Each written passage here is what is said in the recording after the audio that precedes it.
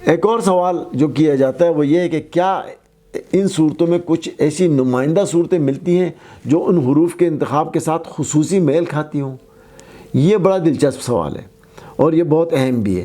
کہ بعض صورتوں میں ایسی نمائندہ آیات موجود ہیں کہ جو ان حروف کے حوالے سے انتہائی مناسب لگتی ہیں اور لگتا ہے کہ بالکل انتخاب کر کے ان صورتوں کے ان آیات کو منظم کیا گیا ہے، مرتب کیا گیا ہے۔ اس طرح سے ہم ایک تعلق خاص دیکھتے ہیں۔ اور جیسے کہ ایک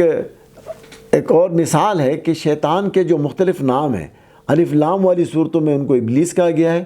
را میں رجیم کہا گیا ہے، صاد والی سورہ میں اس کو صغیر کہا گیا ہے، قاف والی سورہ میں اس کو قرین کہا گیا ہے، اور کاف ہا یا عین صاد والی سورہ میں اسے عصیہ کہا گیا ہے۔ تو اس طرح ہم دیکھتے ہیں کہ سورہ صاد میں ایسے بہت سارے الفاظ ہیں کہ جو صرف صاد سے میل کھاتے ہیں۔ ایک اور سوال بنتا ہے کہ کیا کوئی ایک واقعہ مختلف صورتوں میں مختلف حروف کے حوالے سے پیش کیا جا سکتا ہے یا ایسی کوئی اور مثال ہے؟ تو ہاں، بالکل ایسا ہے کہ اگر قصہ آدم و ابلیس کو لے لے اور ہم حرف کے ساتھ اس کو جوڑیں تو ہم دیکھتے ہیں کہ آدم اور ابلیس کے واقعے کو اگر ہم الف لام میم کے ساتھ دیکھیں گے تو بالکل اس کے حوالے سے لگتا ہے، اور اگر ہم اس کو را کے حوالے سے دیکھتے ہیں تو بالکل اس کے حوالے سے لگتا ہے۔ اسی طرح صاد کے حوالے سے دیکھتے ہیں تو یہ بھی اسی طرح لگتا ہے، یعنی آپس میں بڑا تعلق ہے۔ اب ایک اور سوال ہے کہ کیا ان حروف کے استعمال قرآن کے چیلنج جو وہ دیتا ہے لوگوں کو کہ کیا تم ایسی کوئی مثال لا سکتے ہو، ایسی سورہ لا سکتے ہو، تو کیا اس سے بھی کوئی مطابقت ہے؟ تو اس کے جواب یہ ہے کہ ایسا لگتا ہے کہ یہ جو حروف ہیں ان میں ان صورتوں میں 1، 2، 3، 4 اور 5 استعمال ہوئے ہیں، جبکہ جو عربی شعراء تھے وہ ایک حرف سے کبھی آگے نہیں بڑھے تھے، اور ان کے بس کی بات نہیں تھی کہ کسی ایک حرف کو لے کر وہ کسی ایک حرف سے زیادہ کو لے کر وہ اپنے مضامین کو مرتب کریں۔ یہاں تک تو یہ ان کا لسانی استعمال ہے، اور جہاں تک اس اللہ سبحانہ تعالیٰ کے اس پیغام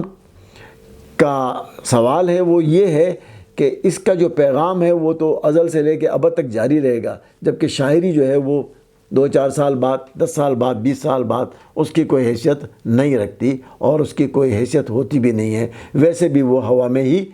ہوتی ہے کیونکہ تصورات سے آگے وہ نہیں بڑھتے۔ ایک اور سوال ہے کہ کیا حروف کا علم پہلے کسی کو تھا؟ تو اس سارے مطالعے سے ہمیں جو بات کھلتی ہے وہ یہ ہے کہ حروف کے استعمال کی روایت بھی موجود تھی، اور حروف کا علم بھی بہت سے علماء کو مختلف حوالوں سے تھا، اور یہی چیز جو تھی وہ بہت اہم اس لیے تھی کہ ہم نے تحقیق سے ثابت کیا کہ مختلف علماء نے جو مختلف توجیہات پیش کی تھی ہم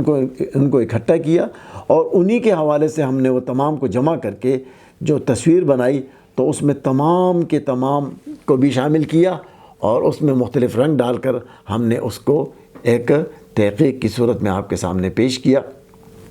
تو پھر یہ سارے جو معنی ہیں وہ کھل کر اور سامنے آ گئے، اور ہم نے اس کو کمپریہنسو انداز میں پیش کر کے اس تصویر کو مکمل کیا، اور یہ تصویر اس طرح سے مکمل ہوتی ہے۔ اب دیکھیں کہ علماء نے کہا کہ صورتوں کے نام ہیں، تو ہم نے بھی دیکھا کہ واقعی صورتوں کے نام جو ہوتے ہیں وہ ٹائٹل ہوتے ہیں، اور ٹائٹل جو ہوتے ہیں وہ اس کے نفس مضمون کے اوپر کوئی نہ کوئی جو ہے روشنی ڈالتے ہیں۔ تو جب ہم نے یہ کہا کہ ان کا مضمون سے تعلق ہے تو اس طرح ہم نے اس کو سپورٹ کیا۔ انہوں نے کہا یہ اللہ کے نام ہیں، تو جب ہم نے دیکھا تو ہمیں پایا کہ اس کے حوالے سے ہمیں ان صورتوں میں اللہ سبحانہ وتعالیٰ کے ناموں کی، اسماء اعظم کی اور اسماء عظیم کے وہ صفات بھی ہمیں ملی ہیں کہ ہم نے ان کو بھی سپورٹ کیا۔ اس طرح ہمارے سامنے جو بھی علماء نے جو کچھ کہا تھا اس حوالے سے ہمارے جتنی معلومات اکٹھا ہوئی ہم نے ان کو یعنی رد نہیں کیا، بلکہ ہم کہہ سکتے ہیں کہ ہماری ریسرچ جو ہے وہ آل انکلوسیو ہے۔ اسی طرح علماء نے ان کو کہا کہ ان حروف کا صورتوں کے آہنگ کے ساتھ تعلق ہے، تو جب ہم نے دیکھا تو ہم نے بتایا کہ قافیہ اور ردیف سارے کے سارے اس سے ملتے جلتے ہیں۔ پھر علماء نے کہا کہ یہ مفاتیح ہیں، تو جب ہم نے ان کو اسٹڈی کیا تو ہم نے ان کا نام کی لیٹرز رکھا، اور ہم نے دیکھا کہ آپس میں جو ہے یہ دونوں کا بڑا تعلق ہے، کہ کی لیٹرز تو وہی ہوتے ہیں جن میں مضامین کو سمو یا نچوڑ ان کا جمع کیا جا سکتا ہے۔ اس طرح ہم نے تمام علماء کی آراء کو ملا کر آل انکلوسیو ایک اسٹڈی آپ کے سامنے پیش کیے۔ اس حوالے سے اب اگر آپ کے ذہن میں کوئی سوال ابھی بھی ایسا ہو جو تشنہ رہ گیا ہو تو آپ ضرور اپنے کامنٹس میں اس کو ڈالیے گا۔ مجھے امید ہے کہ آپ کو یہ ویڈیو پسند آئی ہوگی، اور مجھے امید ہے کہ آپ اسے لائک اور شیئر کریں گے، اسے سبسکرائب کریں گے اور اسے آگے بڑھائیں گے۔ بہت شکریہ آپ کا، آپ کی سماعت کا۔ اجازت چاہتا ہوں۔ السلام علیکم ورحمۃ اللہ۔